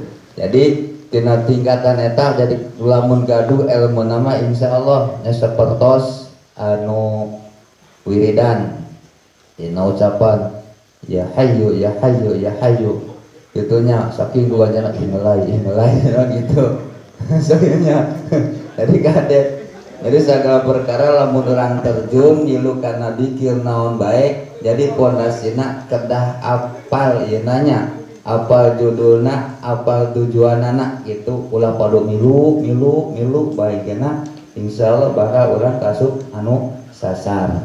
Nah jadi intina mah lamun lapat naon baik anu teu sesuai sareng naon hukum agama, hukum ilmu mangka sapuputing oge moal di ijabah moal menang ganjaran seperti loba lah contohna ya non aya kaliru tan aya katipunya naon jadi teh aya asok ayanya kalau ya katipu sapuputing nya geus moal menang ganjaran gitunya. Jadi dia jadi hati-hati orang sadayana nya alhamdulillah ku barokah wasilah majelis ieu intina saeutik ageuna urang gaduh pondasi itunya pondasi ayat-ayat Al-Qur'an ayat-ayat Allah maka insyaallah bakal sami-sami dituduhkeun itunya ieu teh ibarat Allah Subhanahu wa taala nyimpen kana hidayah gitu hidayah taufik nya maksudna dituduh ti Allah anu salaras-larasna. Jadi urang teh naroskeun ka majelis taklim datara mangka gitunya. Gitu. Tapi hadir kana majelis mah insyaallah, itu insyaallah. Itu manawi ka atos mantennya. Jadi ulah dituduhkan gitunya.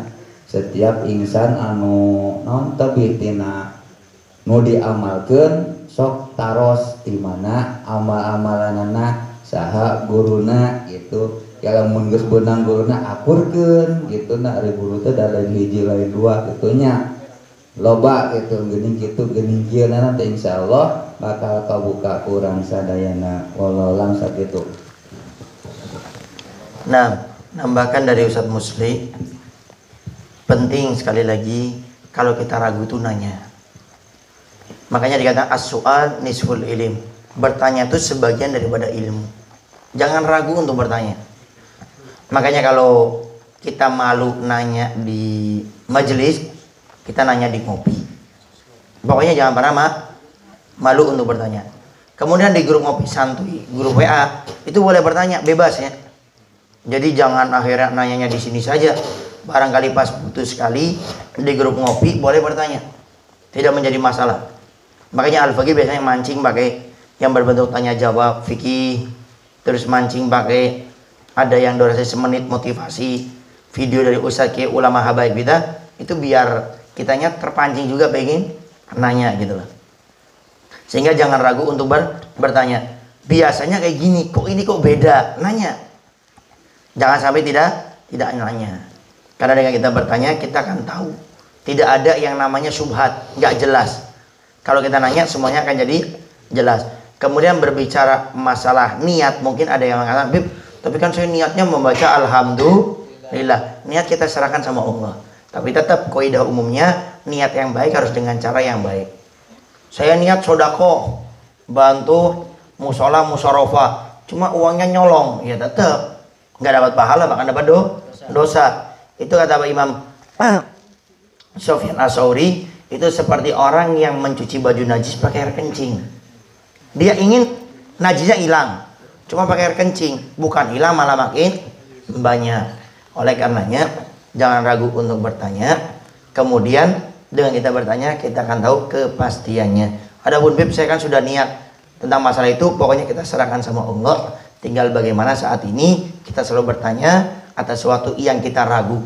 Khususnya jangan pernah melihat Bib pertanyaan atau tidak berbobot. Ada nih, Saya takut bertanya, pertanyaan sudah dipertanyakan yang sebelumnya. Jangan. Karena mungkin dengan pertanyaan kita ternyata itu mewakili daripada orang lain yang ingin bertanya. Malah kita bisa dapat pahala gara-gara pertanyaan kita. Makanya saya selalu himbau Al-Fagir, jangan malu bertanya. Karena mungkin pertanyaan kita yang remeh ini, itu banyak orang lain yang belum tahu. Maka jangan malu bertanya. Karena pertanyaan kita mungkin mewakili orang lain. Wallahu a'lam bishawab. Apa tuh? Itu kan ada dalam roti itu kan ada 3 itu ya. Ada roti al-idrus, al-atos, sama al-haddad. Nah, yang al-idrus kan waktu itu zamannya krisis ekonomi sama gangguan-gangguan sihir. Kalau roti al-atos itu dikarang waktu apa, Bu? Zaman apa? Keadaannya tuh juga keadaan roti al-atos. Mohon dijelaskan juga. Ustaz Musli, ada pertanyaan katanya. Rotib itu katanya ada 3, ada rotibul idrus, rotibul atos, rotibul haddad ya. Nah kalau rotibul idrus apa tadi dulu zaman banyak sihir gitu, krisis ekonomi. Kemudian kalau rotibul atos sama rotibul haddad itu pas ada kejadian apa gitu. Nah, Hamzah.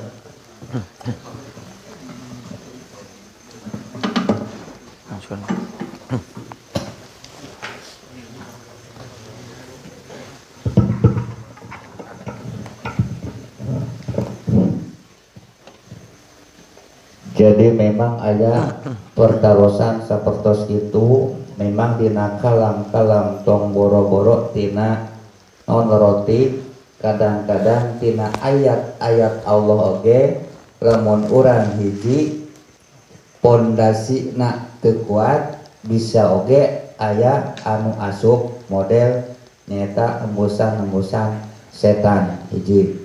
Nu kadua urang sing yakin gaduh guru. Jadi segala ngamalkeun nyata melalui guru urang. Insyaallah dengan tekad nu yakin sanajan aya anu milu asup bakal ditolak. Mana syaratna kahade urang sebagai muslim hiji setiap ngamalkeun naon bae pondasina hiji sing gaduh guru. Nya ulah padu ngamalkeun daeta teh tong boro-boro rotib, kadang-kadang sholawat nariyah, doa nurbuat, ayat kursi bisa baik masuk setan teh kade nya kade. Tapi lamun urang pondasina anu kuat insyaallah dari setan teh pinterna luar biasa. Itu lamun jalma nu nekatkeun rotib tiasa jadi sihir bisa, itunya bisa masuk kade.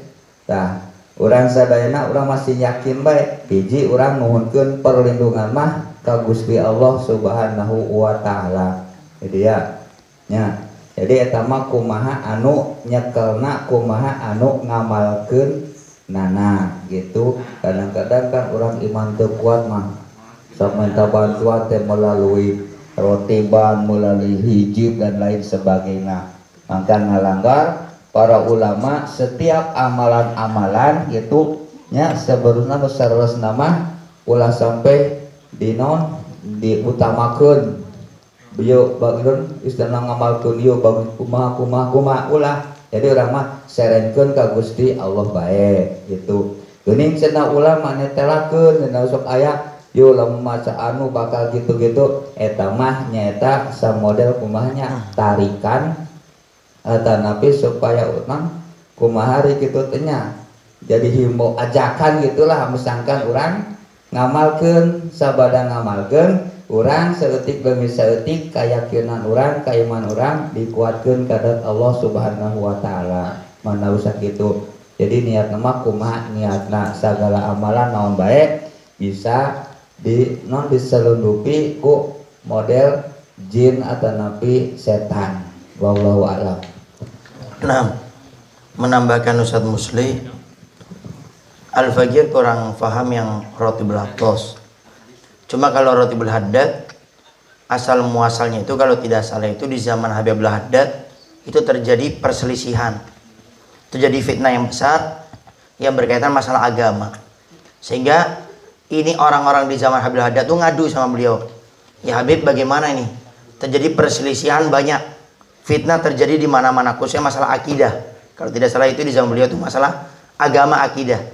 Akhirnya beliau untuk mengumpulkan orang, akhirnya beliau mengarang namanya satu rotib, namanya Rotibul Haddad.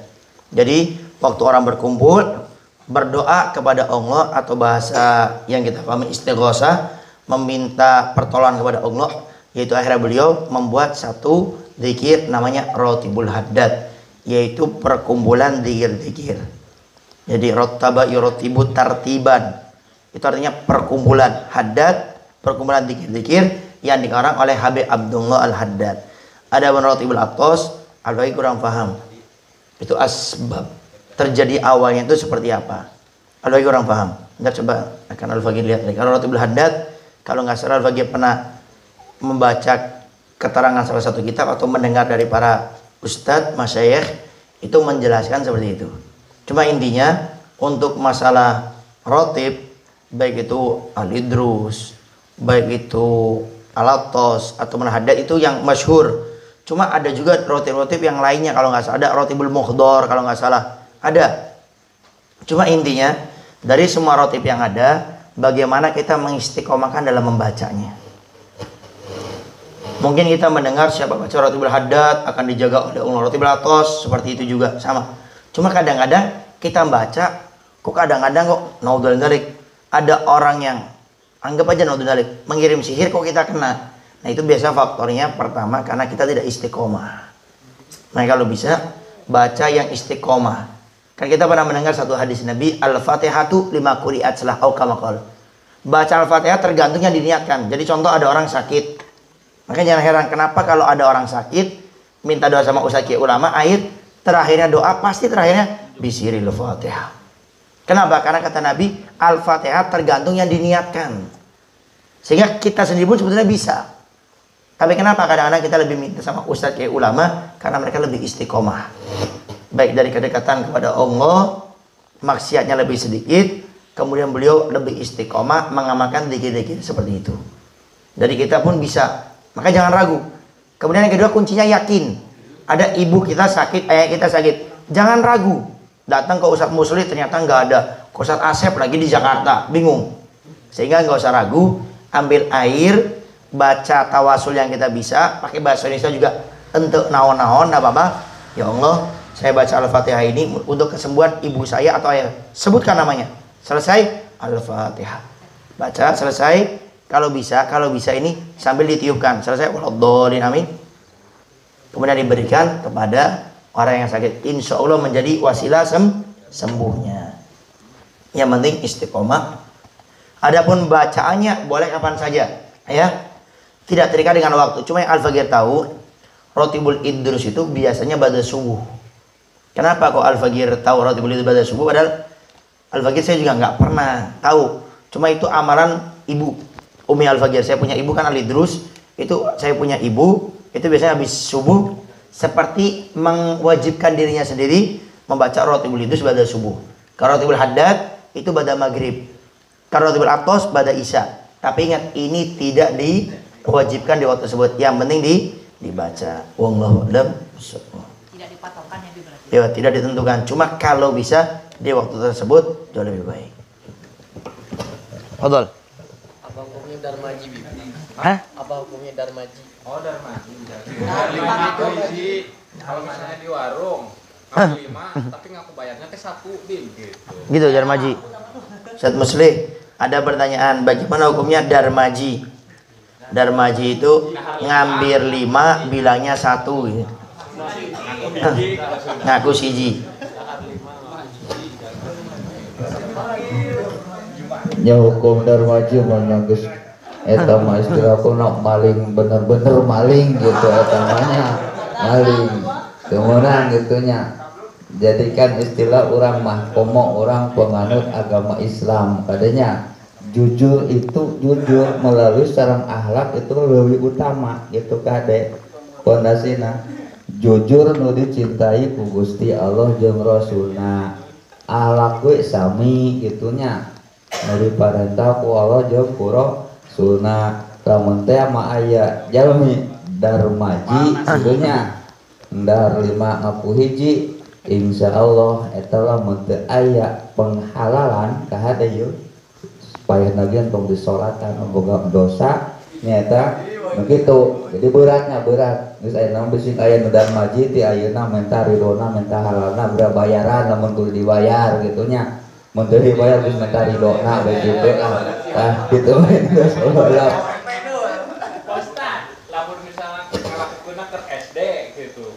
Ayeuna can ieu gitu. Can padami eta kumaha Ustaz? Jadi hukumna SD kan tos tamjid nya, tos sidang gitu lain. SD tos tamjid teu? Geus tamjid apal meureun mana nu salah nu mana bener gitu nya. Apal. Kesempatan mumpung alam dunia masih keneh aya dina keamanannya, sawajibna orang nuhunkeun ridona gitunya. Nuhunkeun ridho kade ulah nunggu 1 tahun sekali. Si unggal poe ge leuwih afdol gitunya.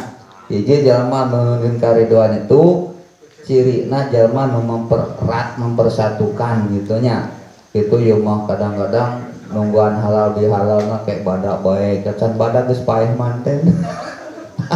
Bayar. Tapi lamun isin gitu ngerakeun kumaha eta? Wajib. Isin eta gangguan setan kade awas. Setiap kehadean pasti dihalang-halang. Ya. Pasti dalam usul beureungnya mumpung alhamdulillah aman keneh sok lah. Insya Allah meureun anu ieu nage anu didolimi kurang sadayana meureun naon maklum gitulah bakal nganilai kejujuran kebenaran aya nama bager gitu aya pujianna insyaallah gitunya insyaallah gitunya baheula macan bener aya nama geus bener wallahu alam. Baik, nambahkan dari Ustaz Musli, intinya pasti kalau kita mengambil hak yang bukan haknya kita tentu tidak diperbolehkan dan ancamannya memang berat. Kata Nabi aukamakal kululah min nabata min haramin fannaru aula bihi. Setiap daging yang tumbuh dari yang haram maka neraka tempat balasan baginya. Karena segala sesuatu yang hubungannya sama manusia itu pasti berat. Sampai dikatakan kalau orang itu berbuat salah sama Allah, dia tobat, menyesal, meninggalkan, bertekad tidak melakukan lagi, cukup. Tapi kalau sama manusia wajib minta maaf. Kalau dia tidak minta maaf, di hari kiamat itu orang akan mencegah kita meminta pahala kita. Bahkan sampai ada orang itu di hari kiamat datang membawa pahala seperti gunung, semuanya habis gara-gara dia dituntut oleh orang yang dia berbuat zalim semasa di dunia. Sehingga itu sudah jelas wajib kita untuk meminta ikhlas dan ridhonya. Kalau seandainya harus dibayar, dibayar. Cuma ini yang Al-Faqir soroti dari pertanyaan ini, kadang-kadang ada yang ngentengin. Contoh, datang ke Kang Gijot, ya, datang ke Kang Gijot, warung ya, Kang Gijot. Karena nggak bawa uang, udah ngambil banyak atau uangnya pas kurang lagi, karena gengsi biasanya. Akhirnya sudahlah, ngambil 5 bilangnya 1. Kadang-kadang gengsi nggak enak, mau ngutang nih nggak enak, atau bawa uangnya nih pas-pasan, sehingga mau bilang nih Pak, malu. Ini tetap hukumnya haram. Beb, tapi ntar saya bayar. Iya, dibayar wajib, tapi melakukan pada saat itu tetap dilarang dalam agama. Nggak boleh nyentengin. Beb, saya bayar ntar. Nah kalau keluar rumahnya Kang Gijot, tiba-tiba keluar ada halilintar menyambar mati gimana? Nah, sehingga jangan pernah malu untuk melakukan kebaikan. Jadi kalau kita jujur itu pahala. Jadi nggak usah malu. Oh, saya nggak enak. Kemudian bagaimana kalau orangnya sudah meninggal dunia? Saya punya utang sama seseorang, orangnya sudah meninggal dunia. Caranya adalah dengan kita tetap wajib bayar, berikan kepada ahli warisnya. Contoh, ada Bapak A meninggal dunia, kemudian datang kepada istrinya, istrinya masih ada, datang kepada istrinya, sampaikan saya dulu pernah punya utang, utangnya sekian, selesai. Istrinya tidak ada, Bib, cuma ada anaknya, berikan kepada anaknya. Kalau nggak ada semuanya ahli warisnya, saudara kandungnya tidak ada, maka entar kita itu bersodakoh dengan kadar utangnya kita, diniatkan kepada untuk pahalanya orang tersebut. Beb, saya mau bayar tapi sampai sekarang belum punya duit. Bagaimana? ya tinggal kita memperbanyak istighfar untuk orang tersebut. Tapi kalau punya uang wajib tetap membayarnya. Saya sudah baca istighfar selama setahun buat orang tersebut, masa harus bayar utang? Tetap wajib bayar utang. Makanya pernah kita ceritakan, Nabi mau nyalati seorang sahabat yang punya utang sampai nggak jadi. Ini sahabat Nabi loh. Nih lagi flu ya. Ya kan? Digoyang-goyangin dikit ya. Mau di alam dikit. Nah jadi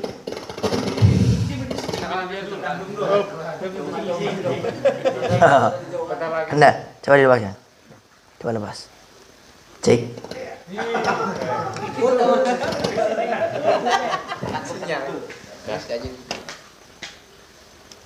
Cek. Masya Allah. Ya. Jadi intinya tetap kita wajib bayar utang tersebut. Dan perlu Al-Bagir ingatkan karena sudah ada kejadiannya. Waktu kita punya utang sama bapak tersebut, kita memberikan sama istrinya, tolong kalau bisa ada kejelasan. Kalau bahasanya nih hitam di atas putih. Karena ada kejadian seorang istri akhirnya mengaku belum dapat dibayar, akhirnya ribut. Ya tetap ujung-ujungnya dia bayar lagi. Sehingga waktu penyerahan itu kalau bisa ada bukti semuanya, kalau bisa lagi ada semua ahli warisnya. Tapi kalau tidak ada, pakai bukti seperti itu. Dan ingat, saking wajibnya kita bayar utang, kalau ada orang meninggal dunia, pasti biasanya ahli warisnya mengatakan apa? Tolong kalau ayah saya, ibu saya punya utang, tolong datang kepada ahli warisnya. Karena itu akan mengganjal dan ditakutkan menjadikan sebab orang tua itu tergelincir dalam nerakanya Allah Subhanahu wa taala gara-gara masalah utang. Sehingga waris tidak boleh dibagi kecuali utang si mayit sudah diselesaikan. Wallahu a'lam bishawab. Yang paling sering tuh gini, Bib. Dari mungkin waktu sekolah, SMP atau SD atau SD lah. Suka gini. Dari kamu dulu uangnya. Tapi dari kamu dulu tuh nggak dibayar-bayar. Dari kamu dulu itu jajan sok di kamu dulu nanti dibayar. Jantung dulu dimanin lah akhirnya. Sering kayak gitu. Ke setiap orang. Padahal itu kan jadinya hutang. Gimana? Apakah harus dihitung-hitung kalau diinget-inget? Wah, lo semua ya. Oh, banyak. Pokoknya kalau sirohnya ucapannya utang yaitu utang. Pokoknya jangan terlalu ngentengin gara-gara teman dekat. Ini penyakit ini. Prinsip kita berteman, ini sudah kita bahas sebetulnya ya. Prinsip kita berteman itu memberi manfaat, bukan mengambil manfaat. Makanya jangan salahkan ada orang yang setiap dia datang, orang tuh sudah mulai lari duluan. Kenapa? Karena ini orang setiap datang punya duit tapi nggak mau keluar duit. Setiap nongkrong pasti aja alasannya sudah dari kamu dulu ya. Walaupun ada orang yang memang gampangan gitu loh. Setiap nongkrong pasti dari dia. Cuma ingat dia manusia, bukan malaikat, punya hawa nafsu. Sehingga tetap tidak diperbolehkan seperti itu. Kalau orang mengasih, itu bukan utang. Lagi kumpul, udah biar saya yang bayar, itu bukan utang. Bukan artinya, oh saya juga harus melakukan kebaikan, balas dia. Itu namanya hadiah, balasan kita. Tapi tidak dikatakan utang. Kecuali dikatakan, sekarang dari kamu ya, besok dari saya. Itu utang. Sehingga antara besok waktu kumpul, wajib dia yang membayar. Meninggal, maka dia boleh menagihnya. Nah, Allahu a'lam bishawab. Betul, lagi yang lain? Haji Gaul, nanya. Bantalnya ada? Bib, satu lagi tuh. Fadol. Waktu saya dulu sekolah, kan kelas 3 tuh Bib, pernah ketabrak kepalanya. Kepala tuh sampai ini, Kepala saya waktu tahun 94 itu ketabrak sampai dempak gitu kepala. Sampai dempes. Nah, ada salah satu mungkin ada satu saraf yang putus ya di situ. Nah, apakah dengan kita membaca sama model Habib gitu ya, suka baca roti bulokos gitu, diniatkan untuk menyambungkan kembali saraf yang sudah putus itu, apakah bisa Bu? Mohon jawabannya. Mic-nya kasih Ustaz Musli. Ada pertanyaan, bagaimana kalau ada seseorang yang pernah terjadi kecelakaan? Mungkin waktu itu juga kecelakaan itu menyebabkan sarafnya itu ada yang lepas. Apakah bisa dengan pembacaan rotib yang dibaca orang tersebut atau lewat orang lain, apakah bisa mengembalikan sarafnya itu menyambung lagi, gitu ya? Nah, Ustaz. Jadi masalah jalmi anu aya kasulitan tina bidang naon bae nyata dianggap penyakit. Penyakit bisa disyariatkan melalui Al-Qur'an atau nabi bacaan-bacaan anu asma-asma Allah dengan hati anu kuatnya nu kayakinan nu kuat, insya Allah lamun Allah ngersakeun tiasa disambungkeun ya keterangan anu kacana ku guru simkuring gitunya. Jadi awalnya Al-Qur'an dipakai segala obat insya Allah dengan hati anu ikhlas nu kuat keyakinan nu kuat insya Allah itunya bisa. Jadi tina ayat-ayat Al-Qur'an bisa ngobatan segala kamadorotan urang sadayana. Jawabna simkuring sakitu wallahu a'lam. Baik, menambahkan dari Ustaz Muslih.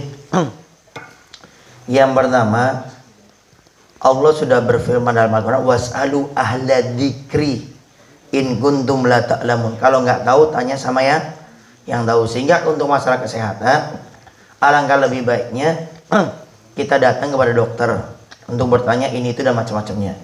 Kalau ternyata di dokter nihil, anggap saja sudah sekian lama tidak sembuh, baru kita bisa menggunakan cara-cara yang lainnya, seperti halnya mungkin lewat Al-Quran yang Ustaz Muslih tadi jelaskan, atau kita melewati herbal, obat-obatan. Itu diperbolehkan, tidak menjadi masalah selama tidak melanggar syariat Nabi Muhammad SAW. Tapi kalau melanggar tidak boleh. Contoh, datang kepada dukun, paranormal, itu tidak boleh, hukumnya haram. Datanglah kepada orang-orang soleh, itu bisa seperti tadi kita minta doa, bawa air dengan berkah husnudon kita. Ini yang paling penting ya, husnudon kita kepada beliau itu yang akan menjadikan wasilah kesembuhan kita. Karena Allah sudah menyatakan anna inda duni abdibi falyadunu masya'a. Aku ada pada sangkaan hambaku. Kalau hambaku berprasangka baik, kebaikan aku berikan. Tapi kalau hambaku berprasangka jelek, kejelekan akan memberikan. Dia husnudon, datang ke Ustaz Muslih antum, apa? Kang Yaya. Datang ke Ustaz Muslih. Ustaz Muslih, saya sakit. Tolong ini Ustaz Muslih doakan. Antum husnudon sama Ustaz Muslih. Ustaz Muslih orang soleh, orang bager, orang masyaallah istiqomah. Antum husnudon antum itu yang menjadikan sebab doa Ustaz Muslih itu menjadi sebab dikabulkan oleh Allah Subhanahu wa taala. Tapi jangan suudon. Atau Ustaz Muslih, Ustaz Muslih. Malah makin penyakit makin banyak kan dari itu. Sehingga husnudon itu penting kita kedepankan ya. Dan itu pun kembali lagi yang tadi sudah kita singgung, yang penting kita yakin dan husnudon ya. Datang ke Ustaz Muslih, Ustaz Muslihnya tidak ada. Tadi Kang Asep ke Jakarta, kita baca sini tidak apa-apa. Yang penting yakin akan dikabulkan kita punya doa dan husnudon. Nama wallahu a'lam bishawab. Baik, yang terakhir Had yang Agus. Ada teman saya yang ngisi pertanyaan. Teman sayanya Asep Agan. Ini orangnya ada di sebelah saya. Apa perbedaannya janji, nazar sama sumpah? Bersumpah. Baik, ada lagi? Dikumpulkan dulu. Terakhir. Kalau misalnya kita main bola ke Cirebon, pas pulangnya kan maghrib. Itu teh ada yang misalnya kita mau sholat dulu, terus ada yang buru-buru.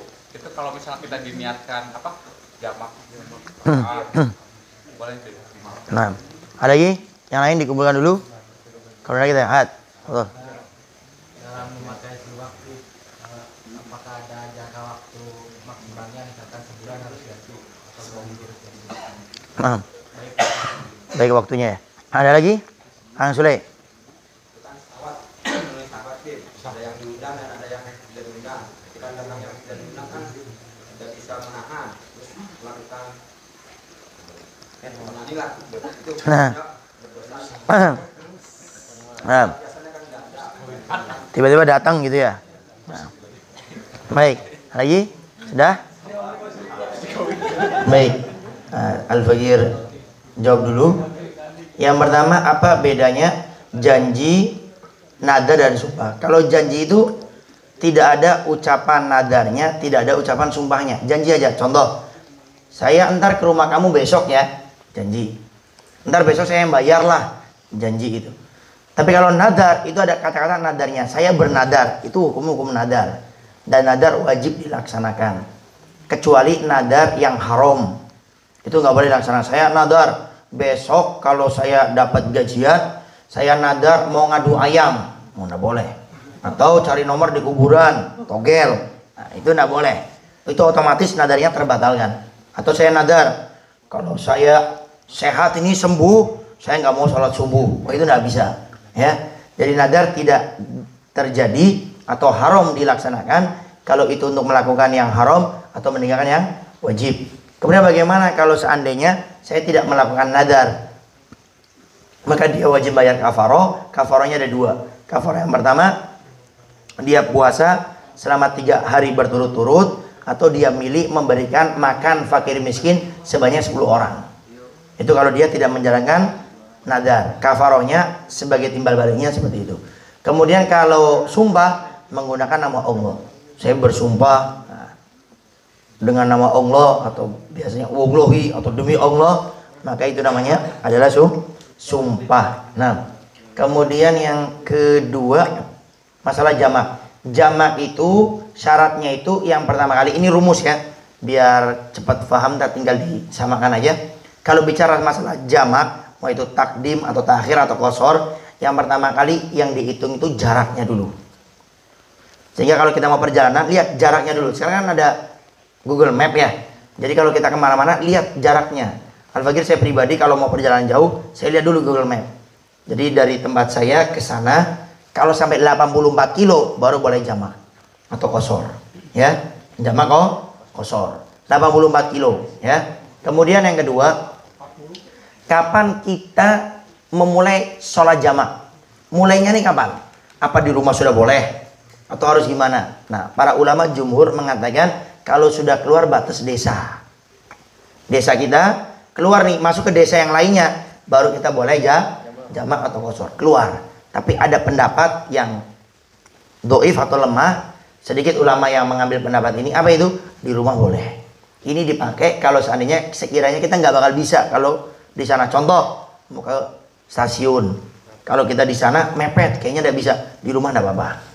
Atau naik bis yang sekiranya takut nggak berhenti bisnya, maka di rumah tidak menjadi masalah. Itu kalau seandainya tidak bisa terprediksi.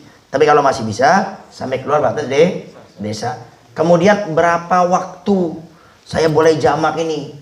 Apa cukup sehari, 2 hari? Nah, kata para ulama, waktu orang menjamak itu adalah 4 hari selain hari berangkat sama hari pulang. Kalau bahasa gampangnya 6 hari. Jadi saya berangkat ini nggak dihitung. Saya pulang itu harinya nggak dihitung. Kalau gampangnya 6 hari. Contoh, besok hari apa? Sabtu, Senin, Sabtu. Ngantuk ini orang ini. Sabtu. Jadi Sabtu kita berangkat ini nggak dihitung. Yang dihitung Ahad, Senin, Selasa, Rabu, Kamis. Jumat itu nggak dihitung. Jadi kalau kita perjalanan dari besok Sabtu, Ahad, Senin, Selasa, Rabu, Kamis. Ya kalau hitungan gampangnya 6 hari. Cuma kalau di fikih-fikih biasanya bahasanya itu 4 hari selain hari berangkat sama hari pulang. Itu nggak dihitung. Kalau hitungan kotornya 6 hari. Dengan syarat, ini yang suka dilupakan. Dengan syarat orang boleh mengqadha atau jamak 4 hari tadi itu selain hari berangkat hari keluar. Itu kalau orang tersebut di tempat yang dituju itu nginepnya tidak lebih dari 4 hari. Kalau fikih sudah mulai agak mikir biasanya nih. Tidak lebih dari 4 hari. Jadi kalau tidak lebih dari 4 hari boleh. Tapi kalau sudah 4 hari lebih, 4 hari lebih dari 4 hari sampai tempat nggak boleh jamak, nggak boleh qasar. Paham ini? Kalau udah fikih memang agak sedikit jelimet, makanya kita pakai rumus-rumusnya. Jarak diingat tadi, kemudian kapan mulai bisa menjamak mengqasarnya, kemudian batas waktunya. Ya. Jadi kalau kita ke tempat, contoh di sana sudah diprediksikan 5 hari sampai tempat nggak boleh jamak, nggak boleh qasar. Ya. Ini agak pelan-pelan sedikit nih. Kemudian kalau kita di tempat tersebut, kita sudah niat 4 hari, nggak lebih. Ternyata ada urusan mendadak. Aduh, sampai lebih dari 4 hari. Kalau kita tidak menentukan kapan kita pulang, boleh menjamak sampai 18 hari. Kalau tidak menentukan, kita sudah di sana 4 hari, nggak lebih, kan boleh ya, sambil di sana menjamak kosor. Ternyata ada urusan RT, urusan RW, urusan keluarga, urusan bisnis, kita boleh sampai 18 hari dengan syarat kita belum menentukan kapan pulangnya. Ya, saya? Nah, itu tentang jamak dan kosor. Khusus untuk jamak takhir, tolong nih, jamak takhir itu harus niat di waktu yang pertama. Ini juga yang kadang-kadang sering lupa. Contoh, kita mau jamak maghrib isya. Niat jamak takhirnya harus di waktu maghrib. Di waktu yang pertama. Niat jamak takhir duhur dan asar, maka harus niatnya di waktu duhur. Itu syarat orangnya jamak takhir. Sehingga antum tinggal dilihat berapa kilo kira-kira itu. 45. Jadi tidak boleh. Ya, pokoknya kalau tidak sampai 84 tidak boleh. Cuma ada pendapat. Ada pendapat yang lemah. Kalau seandainya sekiranya ada berat, boleh jamak. Ya, tapi ini kalau sudah kepepet. Dan ini bisa dipakai seringnya kalau macet. Kita naik mobil, macet, itu walaupun nggak sampai 84 kilo, boleh kita jamak. Ini yang paling sering, macet di tol biasanya. Sudah lihat di prediksi, ini bakal macet. Tapi saya nggak sampai 84 kilo, Beb. Mampir pom bensin, jamak. Takdim atau akhirnya. Jadi kalau sudah prediksi macet, ya, sholatnya takut hilang, maka dia boleh menjamaknya. Wallahu a'lam bishawab. Kemudian siwak syahwat begitu. Siwak apa tadi ya? Jangka waktu enggak ada. Jadi siwak boleh dipakai sampai kita mati pun meninggal enggak apa-apa. Cuma biasanya itu tadi. Biasanya tuh sudah mulai agak bau. Cuma ini enggak diwajibkan ya. Cuma lebih baik itu sudah mulai dipotong. Siwak yang kita pakai kan panjang, ya kan? Kemudian bagian yang kita pakai ini dipotong saja. Atau kalau kita mau seminggu atau 2 minggu sekali kita rendam. Ya, itu lebih ahsan. Tapi kalau biasanya ada orang malas rendam, sehingga biasanya itu seminggu atau 2 minggu itu jigongnya sudah ngumpul gitu. Nah, sehingga kalau seandainya direndam kok masih bau, potong saja. Tapi ingat ya, kalau sudah kita jelaskan, jangan siwaknya itu kurang dari 4 jari ini. Kalau kurang, itu dikatakan makruh. Tapi memakainya tetap dapat pahala siwak, cuma makruh saja. Dan jangan lebih dari 1 jengkal. Aduh, siwak panjang begini. Maka itu makruh. Ya, baik. Kemudian syahwat. Bagaimana kalau seandainya syahwat datang kepada kita? Tidak boleh diikuti. Syahwat datang, mikir itu. Akhirnya tangannya gerak-gerak. Nah, tidak boleh. Jadi intinya kita dilarang untuk melakukan yang haram apapun keadaannya. Tidak diperbolehkan kecuali daruroh. Tapi tidak bahas masalah yang onani tadi. Daruroh seperti halnya kita kalau nggak makan babi bisa mati, maka makan babi halal waktu itu. Dalam keadaan daruroh terdesak, kadarnya dia mau mati. Cuma jangan sampai habis babinya. Makan babi nggak boleh. Saya kalau nggak makan babi mati nih. Kebetulan nih, mumpung boleh makan babi, saya mau habisin babinya. Nggak boleh. Dengan kadar, kata ulama, sekiranya kita bisa hidup, bisa berdiri tegak, sudah cukup. Ya, jadi tetap tidak boleh diikuti. Maka kalau syahwatnya sudah tinggi, maka nikahnya menjadi wajib, hukumnya bukan sunnah. Karena nikah itu hukumnya ada beberapa fasenya. Di antaranya kapan nikah itu menjadi hukumnya wajib? Kalau dia tidak bisa menahan nafsunya. Takutnya antara pacaran, apalagi zina, apalagi melakukan onani, maka nikahnya waktu itu hukumnya wajib, bukan sunnah lagi. Nah, kalau pengen nikah, gampang. Tinggal datang ke Haji Gaul atau ke Kang Sony atau Haji Dadi, daftar. Insya Allah bulan depan langsung nikah. Insya Allah Kang Sule. Nah, Allah alam bisa. Ustaz Musli, Ustaz. Pertanyaan tadi, Ustaz. Tos cukup nu tadi ngan aya anu naroskeun masalah non sumpah anu Nadar. bener gitunya. Sumpah bener cenah menang pahala apa henteu cenah gitu. Tah mangga ge di waler we ku habis teuing nuju ngopi. Ustaz, kalau antum diringkas yang tadi mungkin ada yang mau dijawab. Anu tadi Ya, bebas. kesimpulanna jadi tunda jama sakumari terangkeun ari lebih baik nama di perjalanan tapi syaratna geus waktu masuk sholat misalnya geus duhur umpama ada jamaah tahir geus tah niatna hari tak keneh di perjalanan gitunya. Nah eta kesimpulanana. Terus dina masalah syahwat dan gitu jadi anu syahwat mah ulah diturutkeun gitunya, ulah diturutkeun kana kanu itu tuh kuat ulah. Jadi ngakibatkeun dina syahwat teh bakal nimbulkeun nya karena kegorengan, karena larangan gitu. Terus nanti kesimpulannya masalah siwak ya kan ada siwak tadi dijelaskan minimal 4 ramo lamun dipotong setik demi kurang gitunya lebih halus nama geus lah meuli bae deui gitu meuli deui cenah urang mah awal cenah geus meunang hukum siwak meunang kan aya dina kamakruhan dari makruh mah kan lamun diganti meureun halus teu diganti nyanggeus teu naon-naon da teu dosa ieu gitu mah menang disiksa cuma makruh wungkul. Jadi artina makruh mah ditinggalkeun kumaha da pahala dilaksanakeun teu dosa gitu lah mending duit 10.000 tuh jauh-jauh.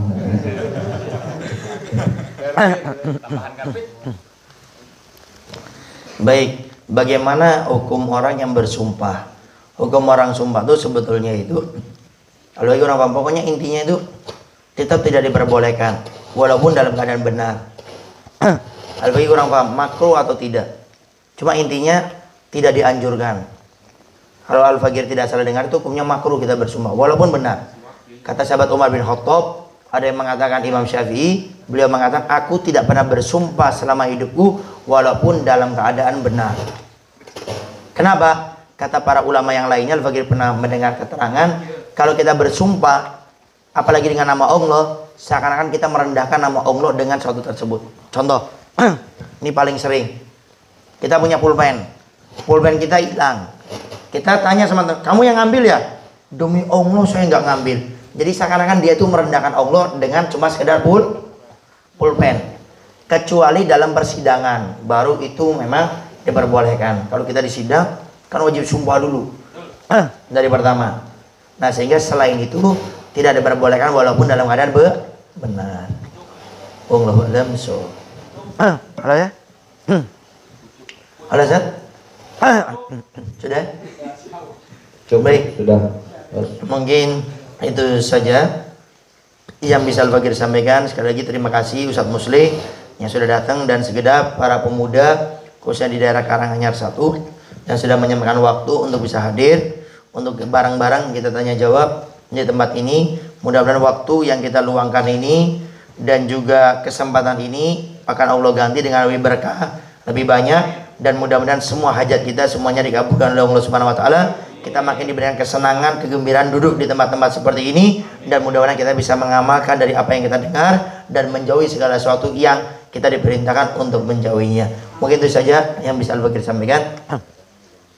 Sama jangan lupa doakan ini Kang Agus, insya Allah Rebo ini ya akan menikah insya Allah. Nah, dan mudah-mudahan setelah Kang Agus bulan depan ada yang nyusul lagi insya Allah. Amin ya rabbal alamin.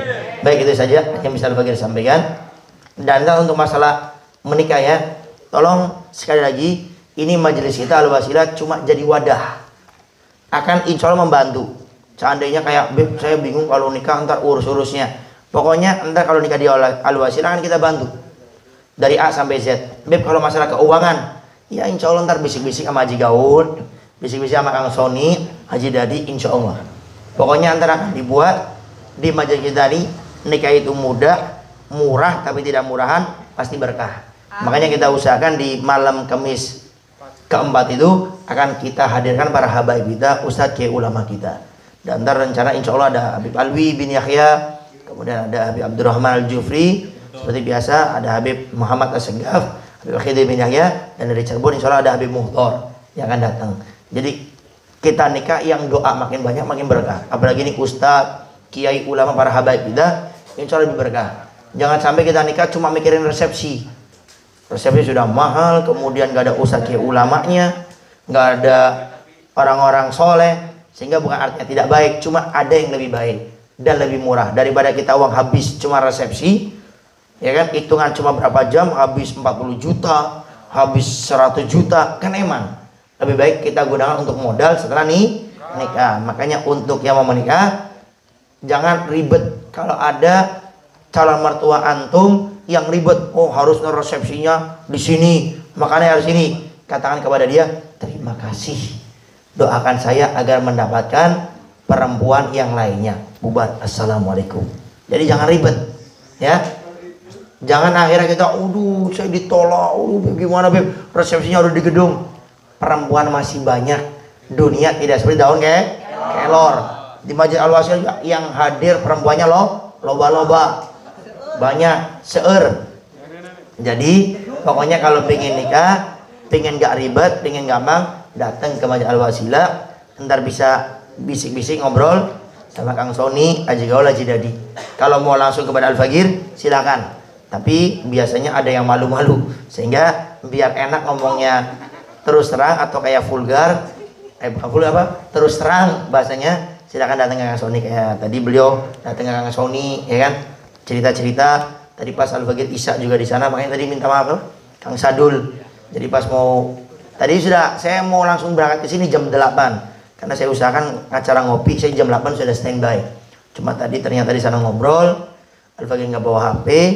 Ternyata tadi dikasih tahu Agus, Beb, ini Kang Sadul nanyain antum di ngopi. Baik, intinya ayo kita nikah secepatnya. Amin. Kenapa? Karena tanda-tanda hari kiamat sudah mulai bermunculan. Jangan sampai Imam Mahdi muncul, antum belum nikah. KUA tutup, calon mertua antum semuanya berjihad, mati nggak kawin antum ya. Beb, nikahnya entah sama bidadari. Iya kalau kita, ya tapi insya Allah masuk surga. Tapi ya ada perempuan soleha di Masjid Al-Wasilah, kenapa enggak? Baik, itu saja yang bisa Al-Fagir sampaikan. Sekali lagi terima kasih semuanya kepada Haji Awang, khususnya kepada Syaibul Bait, Haji Uha, dan Kang Atep. Terima kasih yang sudah memberikan tempatnya untuk kita kumpul. Itu saja yang bisa Al-Fagir sampaikan. Kurang lebihnya Al-Fagir minta maaf dan mohon doanya selalu. Akhirul kalam, assalamualaikum warahmatullahi wabarakatuh.